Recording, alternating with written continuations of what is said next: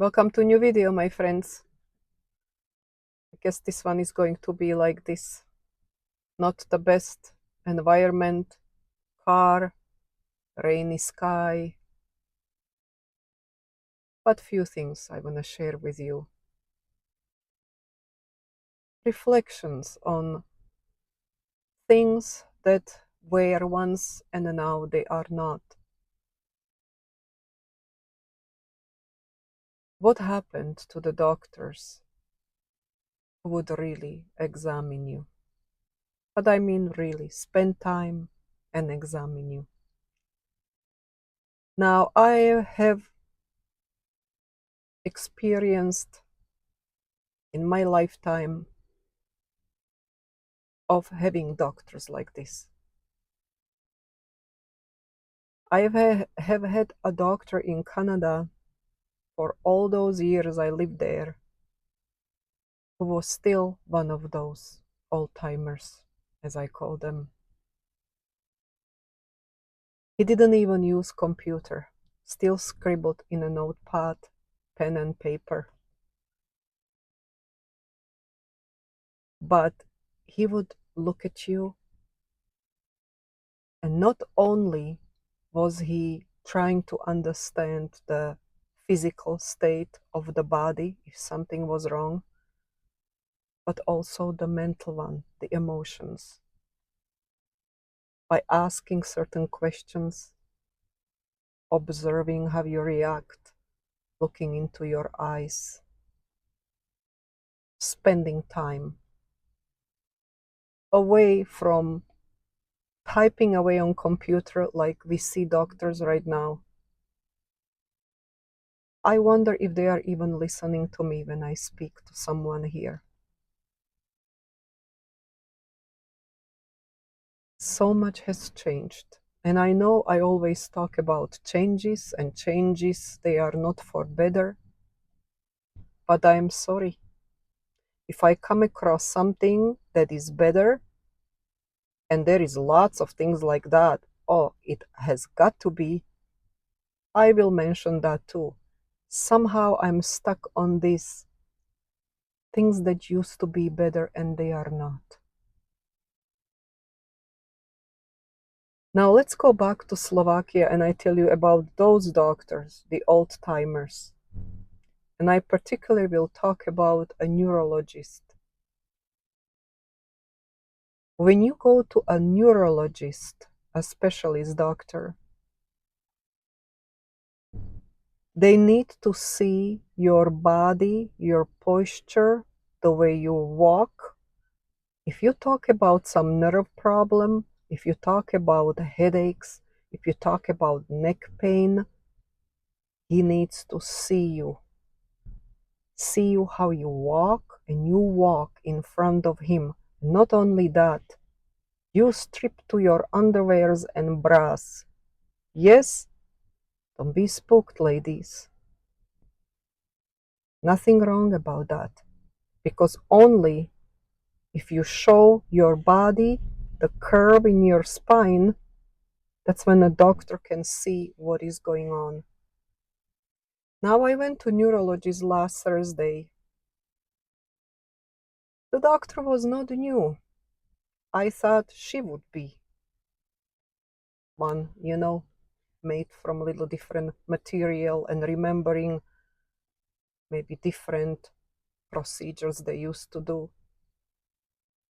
But she was not willing even to examine me until I insisted.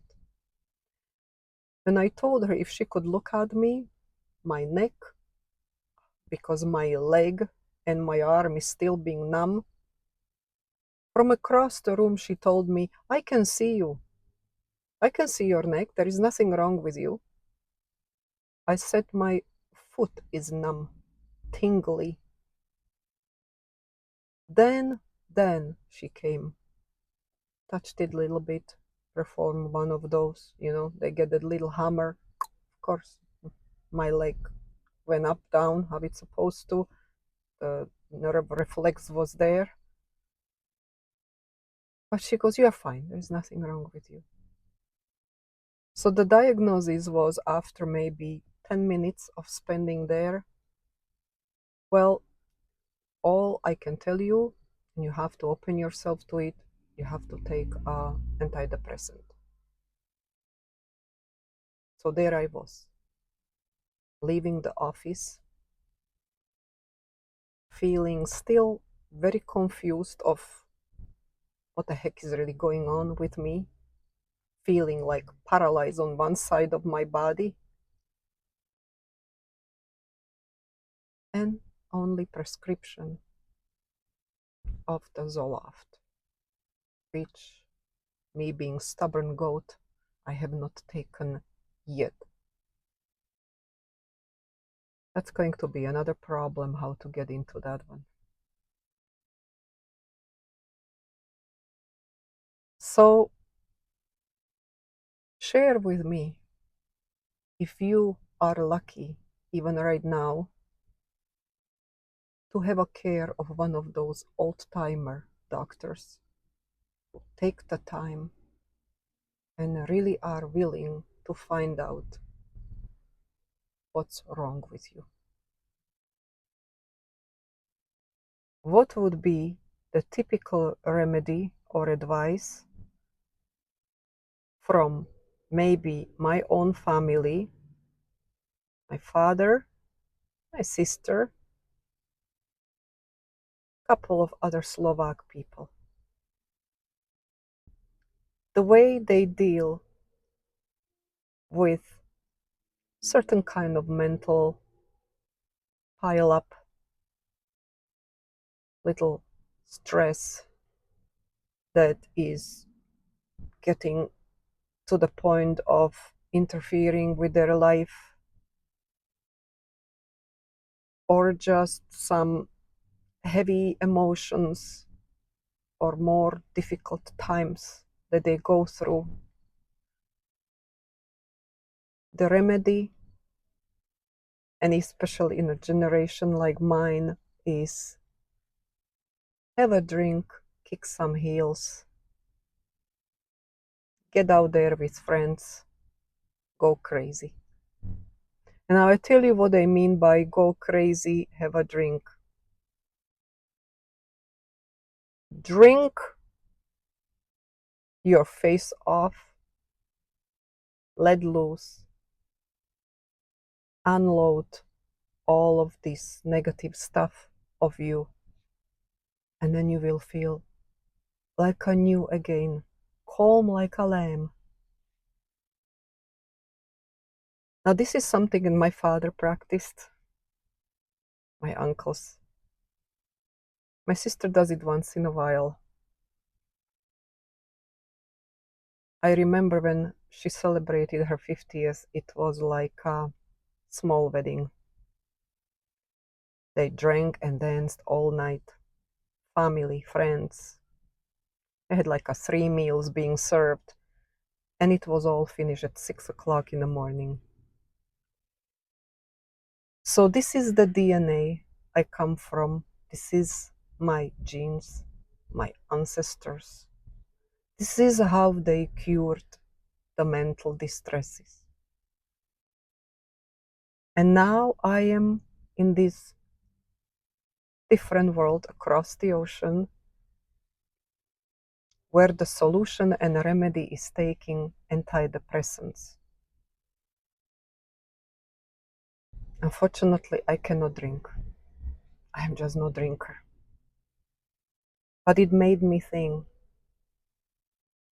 do you think that that could be an option? Of course, in moderation. Since this is what is really in my print, in my, in a family tree, the generations before, this is how it was done. Sometimes I wonder, would that be the way?